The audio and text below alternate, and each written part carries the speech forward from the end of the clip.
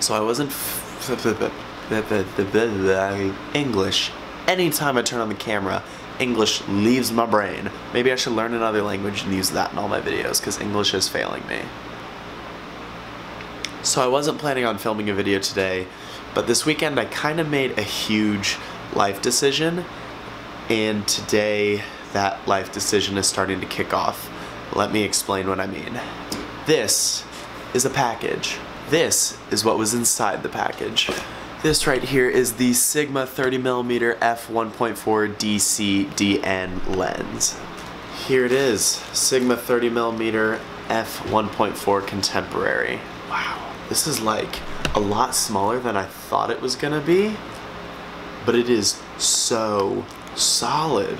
Wow, I forgot to get a 52mm lens thread. So this lens is not that big life decision that I made this weekend, but it's part of it. The other part of it is, well, it was supposed to be coming next Monday, but it said it's out for arrival today. I don't know when it's coming today, but this is a little bit of a tease. Okay, so I was literally walking out the door because I need to be somewhere in about 10 minutes, but the thing I was talking about in the last clip is here.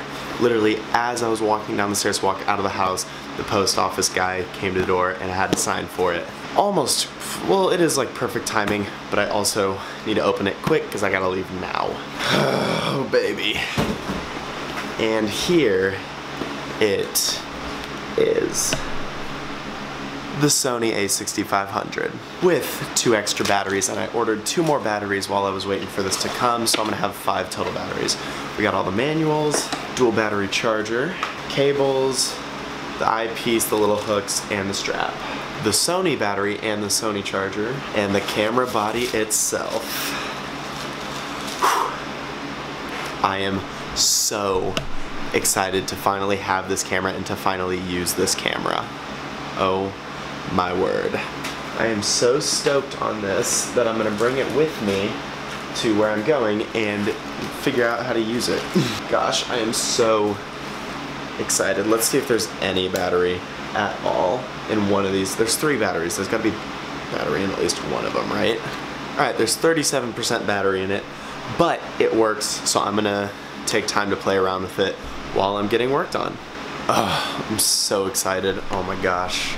Okay guys, practice is over. Practice was pretty good. It was pretty fast, but now I can finally talk about the A6500, and I have a Sigma 30mm f1.4 lens on here, which you saw me unbox earlier.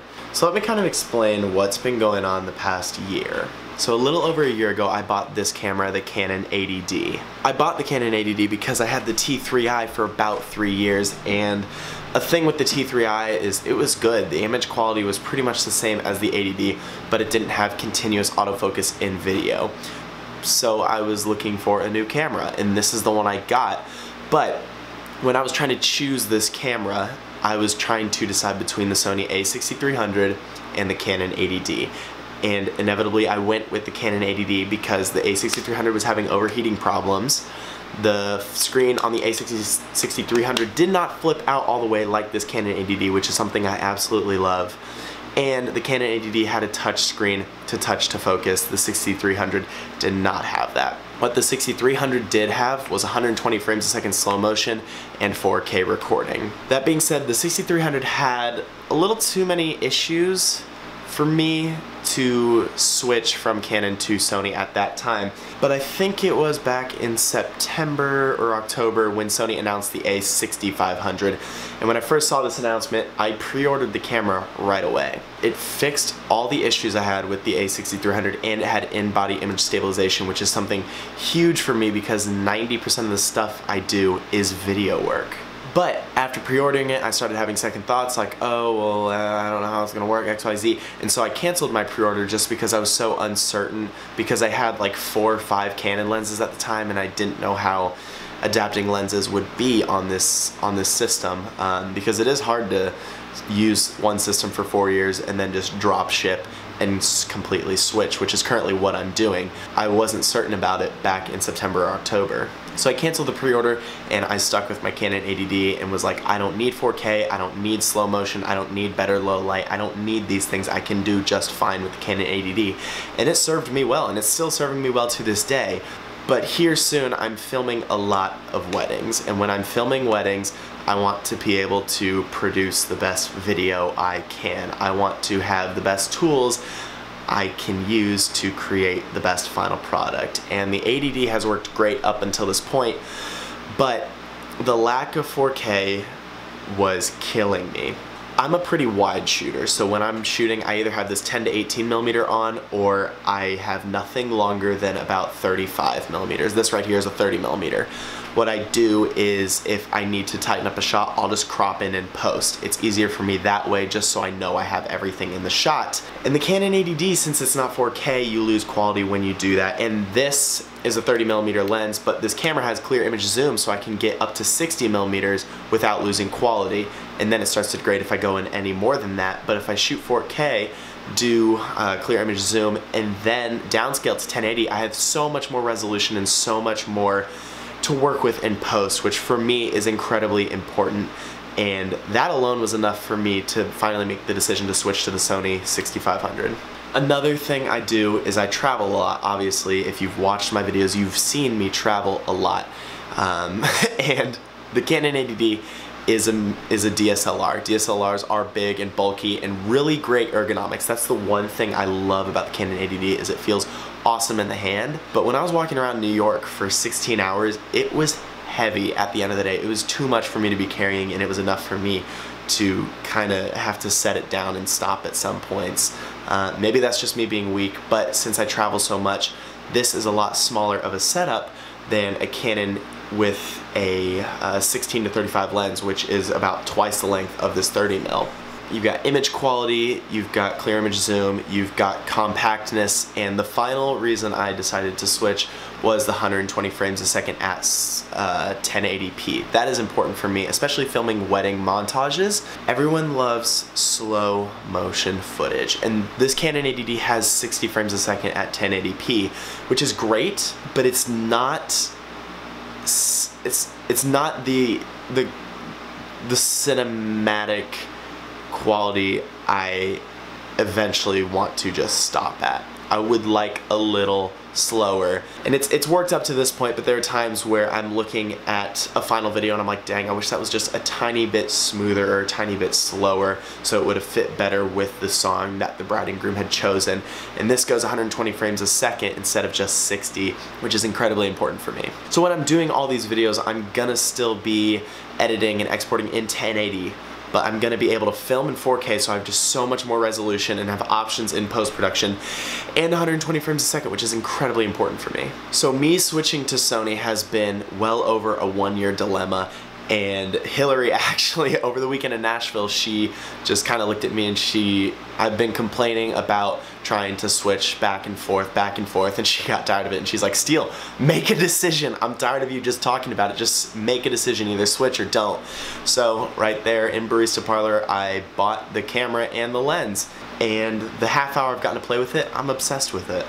The one downside that I still notice over going from Sony to Canon is this screen. The screen does not flip side to side, but eventually I'm going to have a monitor that sits on top of this, especially when I'm doing weddings, just so I can swivel it around and do whatever I need to do, and then output to 4K instead of just doing internal 4K.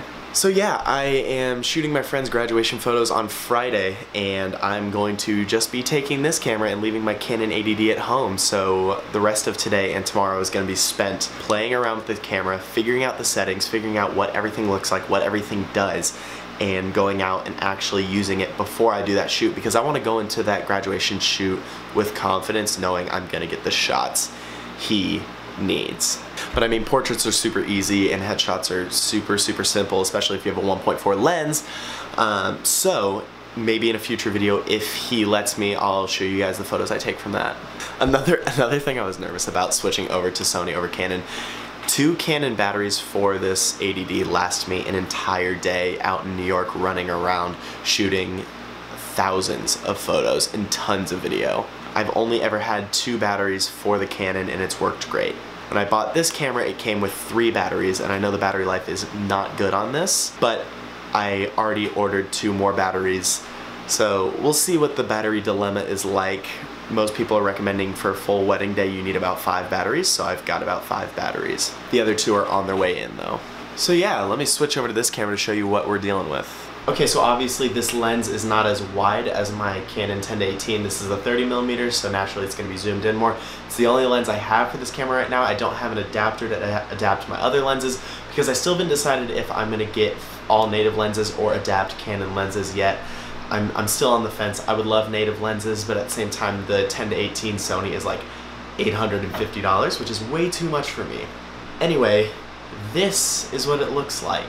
One thing that does make me a little nervous is that I cannot see the screen, so I cannot see what I'm doing, but again, eventually I'm going to get a monitor so I can monitor that.